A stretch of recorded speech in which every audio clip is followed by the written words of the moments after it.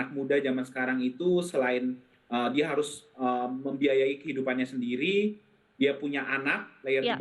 bawahnya, dan dia punya orang tua yang orang tuanya dan anaknya juga perlu dibiayai secara finansial. Nah makanya disebutnya tersandwich gitu, jadi atas bawah kena. Jadi bisa dibilang aku bukan sandwich generation sih Kak.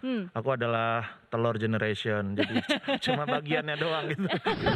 Dan bukan cuma perencanaannya, tapi Mm-mm. jelas juga misalnya kita punya asuransi gitu kan, salah contohnya, sehingga kalau terjadi resiko ya kita tetap ada income gitu. Bala duit, ada nggak sih di antara kalian yang pernah atau mungkin saat ini sedang berada di posisi di mana tidak bisa hanya fokus secara finansial untuk diri sendiri, tapi juga untuk orang tua, bahkan keluarga. Nah, inilah yang dinamakan siklus sandwich generation. Sayangnya banyak sekali memang generasi muda di Indonesia yang saat ini harus mengalami hal tersebut. Fenomena ini seolah tidak ada akhirnya. Dan akibat dari terjebak dalam siklus ini adalah banyak sekali yang harus dikorbankan, entah itu finansial atau emosional. Lantas bagaimanakah kita bisa keluar dari jebakan sandwich generation? Kita akan bahas bersama-sama tentunya hanya di Do It bersama saya, Conchita Caroline. Tapi sebelumnya nggak bosan-bosan saya ingatkan untuk klik dulu tombol like dan juga subscribe ke YouTube channel Manulife Indonesia, serta sebarkan video ini sebanyak-banyaknya agar kita bisa belajar bersama-sama. Selamat datang di Do It, podcast yang membahas seputar pengelolaan keuangan. Dalam setiap episode, saya akan berbincang dengan bintang tamu yang menarik dan juga para expert yang akan menjawab segala permasalahan finansial. Bersama saya, Conchita Caroline, inilah Do It. Nah, Bala Duit seperti biasa ya, Duit itu tidak hanya saya sendiri, tentunya sudah hadir narasumber yang akan membagikan informasinya, memberikan kita bahan pelajaran juga nih. Dan saat ini di studio sudah hadir seorang komika yang akan bercerita mengenai pengalamannya. Ada Mas Hipsi Koir. Apa kabar Mas Hipsi? Halo Kak, apa kabar Kak? Terima kasih Baik, sudah aku, hadir Kak. ya. Boleh Sama-sama. nanti aku tanya-tanya tentang pengalamannya ya Mas ya? Boleh sekali Kak. Nah, selain kita berdua yang mungkin bisa dikatakan awam ya untuk mengenai topik ini, juga hadir seorang pakar yang nanti akan membagikan pendapatnya, kemudian pandangannya mengenai sandwich generation ini. Sudah ada Bapak William Sutrisno selaku Head of Partnership Business Manulife Indonesia. Halo Pak. Halo, Apa kabar Pak William? baik, sehat. Baik, Pak, langsung saja ya Pak. Ini saya sebenarnya penasaran sekali karena kalau kita bicara sandwich generation di Indonesia khususnya yang mana sudah menjadi sebuah kultur mungkin ya. Banyak sekali generasi muda yang sebenarnya tidak sadar bahwa saat ini mereka sedang terjebak di yang namanya sandwich generation.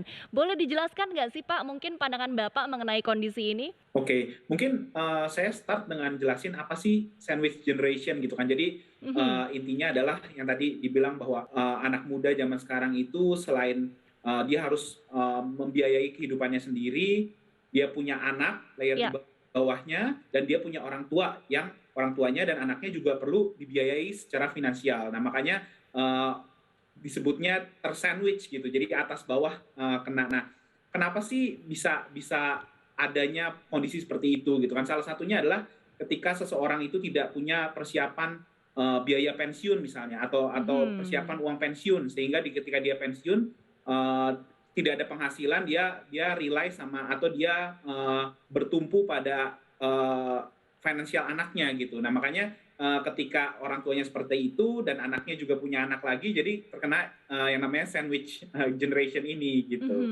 Jadi sebenarnya yang sering kali salah kaprah itu adalah kan di saat anak tentunya merasa punya utang budi kepada orang tua ya. Kita ingin memberikan yang terbaik, Betul. padahal di satu sisi juga sudah berkeluarga, sudah punya anak sendiri dan ada tanggung jawab lain lagi. Betul, Kak. Kalau Mas Hipsi gimana nih? Pernah punya pengalaman terkait sandwich generation atau mungkin ada anggota keluarga yang merasakan hal tersebut?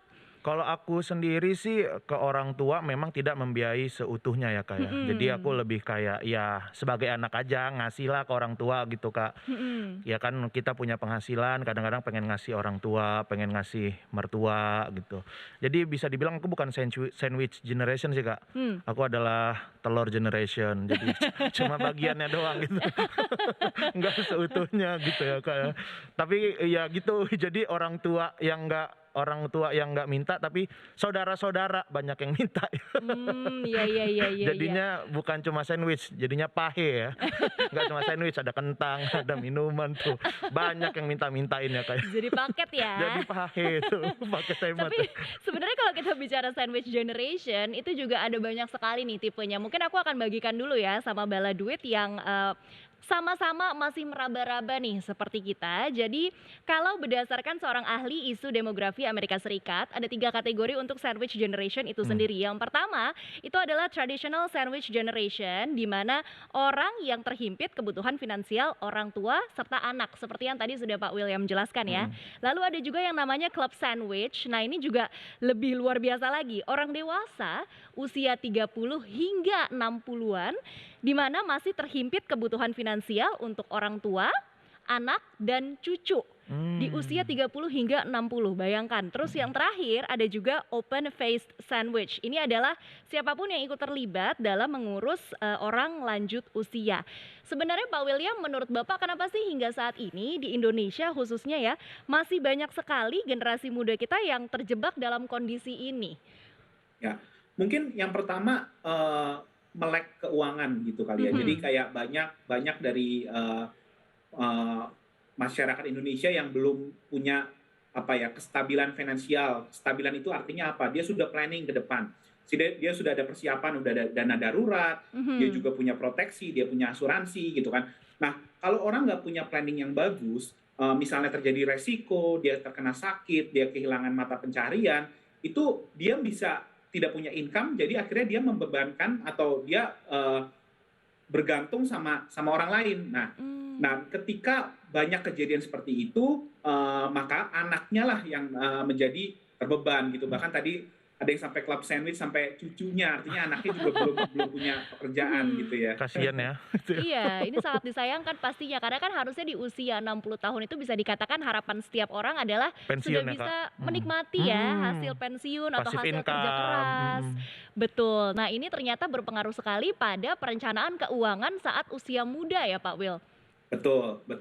Dan bukan cuma perencanaannya, tapi jelas juga misalnya kita punya asuransi gitu kan, salah contohnya, sehingga kalau terjadi resiko ya kita tetap ada income gitu.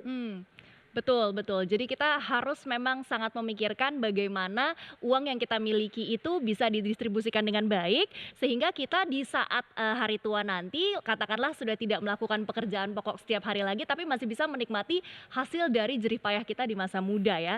Setuju, Ini Pak. juga ada data menarik dari BPS tahun 2019.